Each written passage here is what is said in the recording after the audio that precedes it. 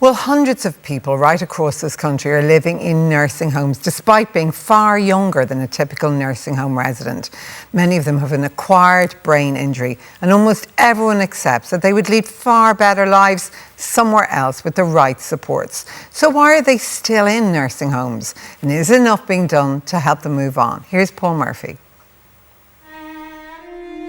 We think of nursing homes as places for people in their final years.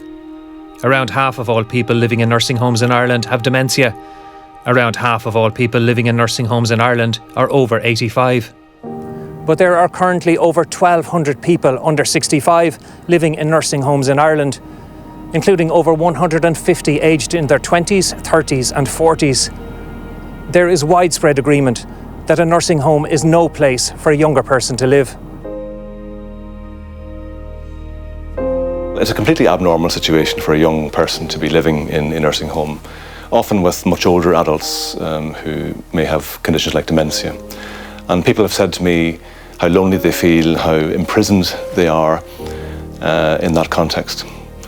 Often far from home and without access to stimulation and support.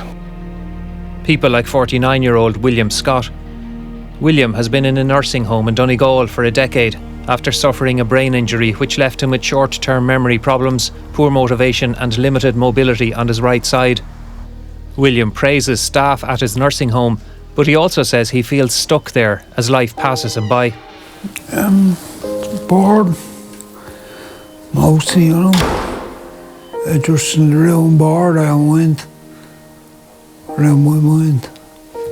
It's just nothing to do, it's just, you know, just to sit there and watch telly all day. You know, it's just boring. I suppose that's it. You know? William wants to leave his nursing home and live more independently, ideally in Dublin, where he's from. The nursing home where he has lived for 10 years specialises in caring for elderly people with dementia. Not only is William not elderly, but he doesn't have dementia. While a person might be very safe and well-minded in a nursing home, they don't have the opportunity to fully rebuild their life after a brain injury and live their life to the potential richness that they could achieve. For our younger cohort of people who have significant brain injuries, the majority of nursing homes which cater for older people wouldn't have routine access to the full range of therapies to allow them to continue to progress. William gets help from the Acquired Brain Injury Ireland charity each week, 5 hours split over 2 consecutive days. He enjoys that.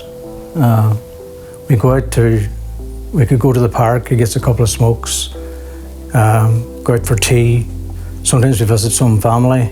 We get to the cinema an odd evening. But 5 hours a week, that's not near enough, no. So a much more intensive programme of support perhaps would make a difference in terms of upskilling him to the point where he would be able to move out from that nursing home. But at the moment there isn't an onward pathway for William, and he is one of those individuals who will continue to remain in a nursing home. Even though he wants to get out? Despite the fact that he is actively seeking to get out, yes, yeah. William can't come and go freely from the nursing home without supervision, and he yearns for a more normal life. What can't you do in the nursing home that you'd like to be able to do? Go over a pint to be nice. Things like that, you know. Where William is now at the minute, there's no bar there set to measure his progress. You know, we get a certain distance with him, and in a few days' time he's gone back again, you know. You need to be more consistent.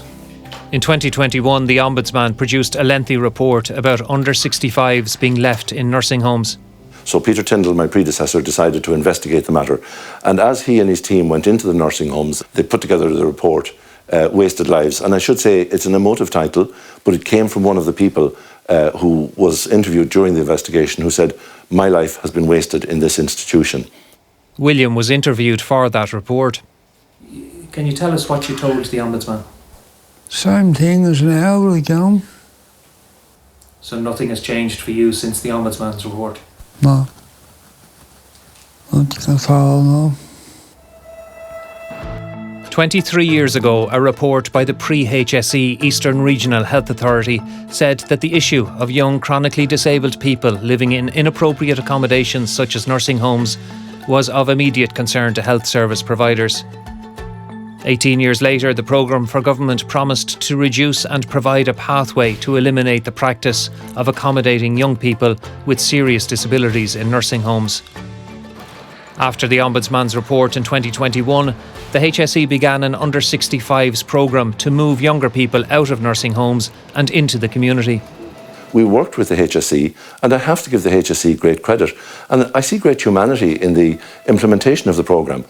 But progress has been slow in reducing the 1,227 people under 65 currently in nursing homes. A HSE letter to the Ombudsman's office seen by Primetime says that the HSE asked the Department for Disability for €8.5 million to pay for 40 people aged under 65 to move from nursing homes. Instead, it got only €4.8 million, meaning that only 24 people will be able to move out, about the same as previous years. The letter noted that the budget would be fully committed by March 2025 and that, with no security of funding, the transition plans for many individuals will either cease or be delayed until further funding can be secured in 2026. We heard a lot in the last election about people with disabilities, and I accept that there has been increased funding in some areas of the disability sector, but I think when people are hidden, they're forgotten.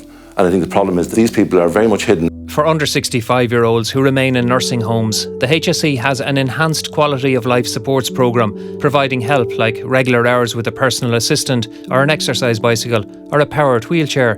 The HSE asked the Department for Disability for €1.7 million to pay for those supports in 2025, but that was rejected. That's completely unacceptable. It is completely unacceptable. You know, we've seen time and again where ministers and Taoiseach come into the Dáil and they actually apologise for our failings in the past. This is a failing that's happening today, and it's happening because the government is not putting the funding into this programme that is required. The HSE declined a request for interview.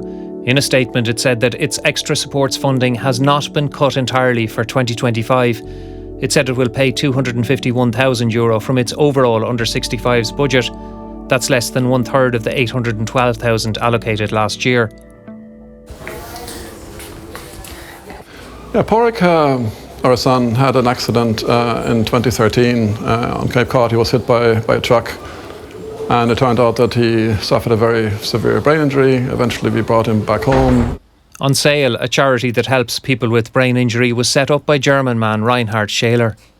We learned about what it meant to have a severely acquired brain injury, and we were looking for ways to help him, but there was no service there for him. The first question really that we were asked was, which nursing home is he going to go to? And his mother said, well, he ain't going to no nursing home.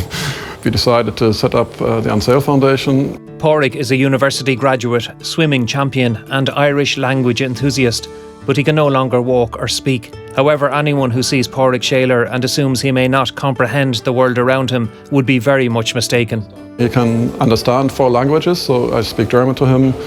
His friends speak Irish to him. My wife and I speak Spanish, and he understands that. He has a Spanish carer that talks Spanish to him. Pádraig lives at home with his parents and comes to An Saol for therapies 4 days a week. In our interview, with help from his sister Maria, he communicates responses using a beeper.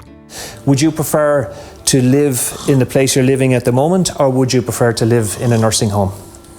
So one if it's for where you are at the moment, and 2 if it's a nursing home. The longer the beep, the bigger Okay. Big, so that's resounding. For Pádraig, I think one of the most important things, you just want to live an ordinary life like anybody else. And at 35, the idea of a nursing home is like unimaginable. An Saol plans to set up a larger facility which would also provide step-down accommodation, potentially allowing people to avoid nursing homes. Dublin City Council has made a large site available in Ballymun, but Reinhard says that the planned centre is now bogged down in HSE bureaucracy. Nearly a year and a half ago, we were nearly there at the first stage. Then everything stopped, and we are filling in a new form for the same purpose at the moment.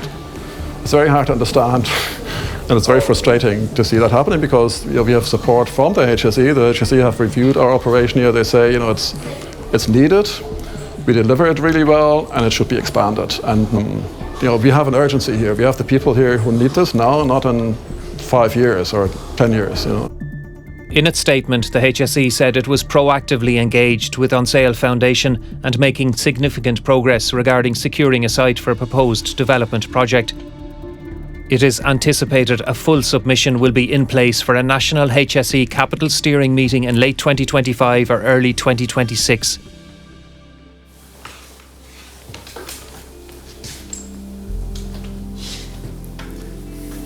Any was a fancy cup of coffee. I'd be love one, Brian. I'm gasping. Thanks.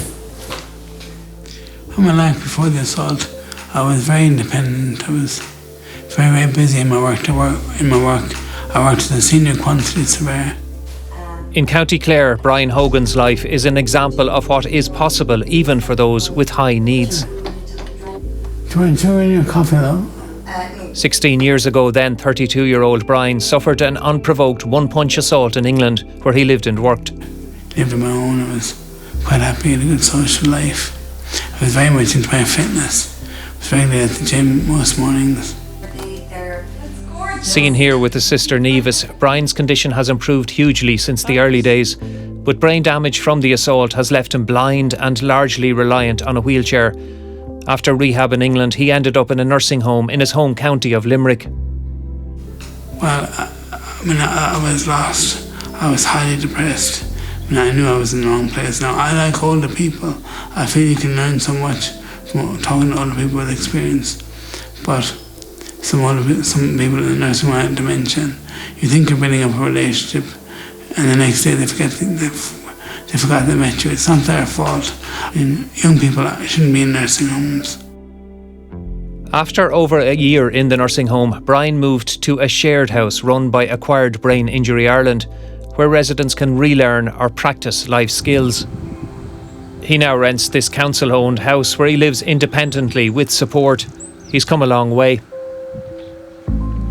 When you lose your independence through an assault or an accident, it's heartbreaking. But if you're given the tools and the right encouragement to win your independence back, and when you do, that's liberating. Brian is happily settling in his own home, but for people like William Scott, that day seems far off. Stuck in that place just didn't too long, Just please try and get me back. That's about it. Paul Murphy with that report.